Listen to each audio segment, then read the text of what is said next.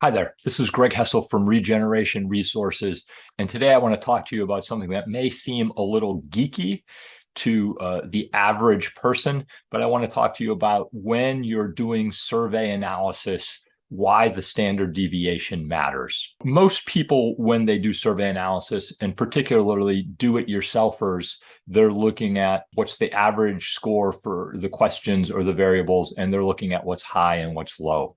And that'll give you some very basic information. That's a fine place to start.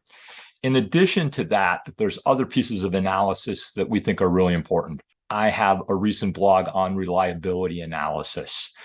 That's important. Next week, I'm going to talk to you about correlations. And today, I want to talk to you about standard deviations. So what is a standard deviation? Standard deviation is basically a measurement of how consistent, how much variance, how much difference there is within a group of responses.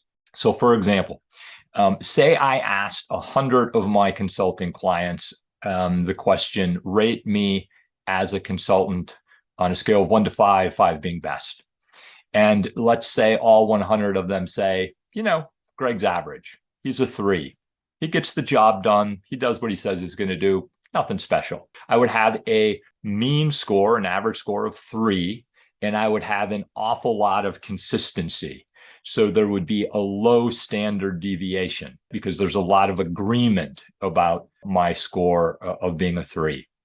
Say I asked the same group of 100 clients of mine to rate me on a scale of 1 to 5, and 50 of them, half of them said, Greg hits it out of the park. He's awesome. Best consultant we've ever had. Doesn't get better than that. He's a 5. The other 50, however, say, I don't know where we found this guy. Complete loser. He's a 1. In the second example, the average is the same. I'm a 3.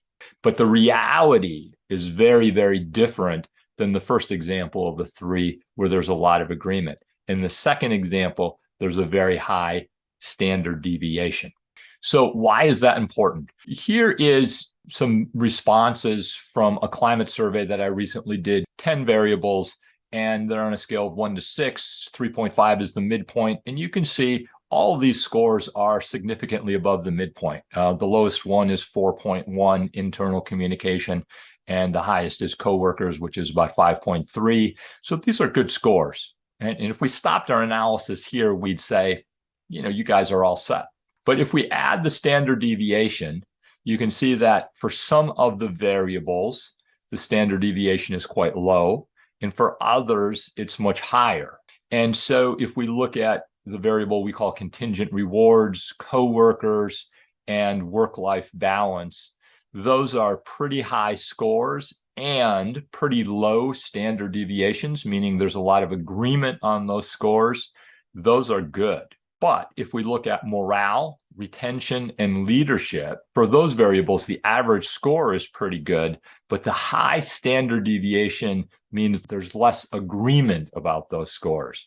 And so there's pockets of dissatisfaction with morale, with retention, and with leadership. And in our response to the survey, I think it's really important to know that. Next week, I'm going to talk to you about correlations and why those are important. I hope this is useful. It's a little bit geeky, but particularly if you're doing surveys yourself, look at standard deviations. You can do it in Excel. There's other ways you can do it, but it's an important piece of your analysis.